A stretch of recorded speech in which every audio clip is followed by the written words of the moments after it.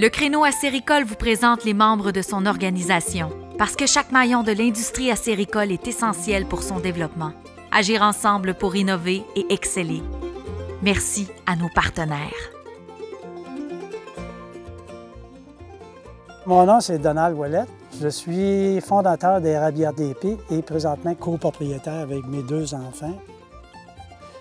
J'ai commencé l'érablière en 1994. Puis il y avait seulement 11 000 entailles, puis on va monter à 90 000 entailles.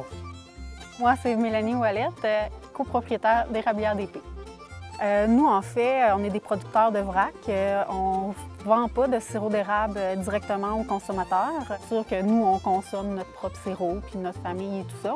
Puis on consomme beaucoup. Oui, beaucoup de sirop. Je m'appelle Guillaume Ouellette, je suis copropriétaire de Érablières d'Épée. Pour l'instant, on fait un travail d'aménagement acéricole. C'est plus un nettoyage parce que ça a déjà été bûché il y a quelques années.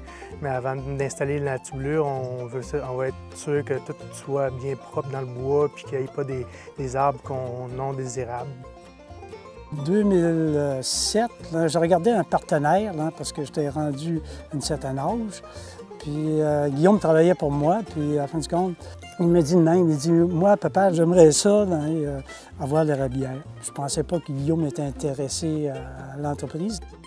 Puis là, je voyais que ça est énormément gros pour rien qu'une personne. Là. Puis là, après ça, j'ai pensé, Mélanie, elle a une maîtrise en administration. J'ai dit, ça serait parfait. C'est comme ça que j'ai essayé de les introduire dans la sériculture. Puis, en fin de compte, les deux, ils ont venu.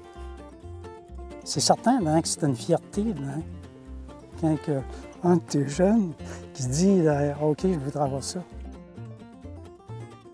En fait, nous, Érablières d'Épée, on est situé sur les terres publiques.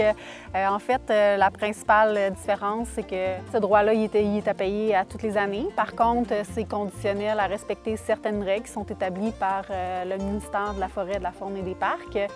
Quand on parle de l'aménagement de la forêt, quand on parle construction de chemins, construction de bâtiments, enfouissement de tuyaux, on a besoin de demander des permis au ministère lorsqu'on veut effectuer tous ces travaux-là sur les territoires publics.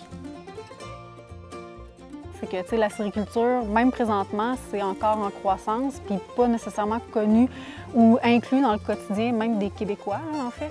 Tu sais, il y a encore beaucoup d'avenir. On n'a pas à saturation du tout de la consommation.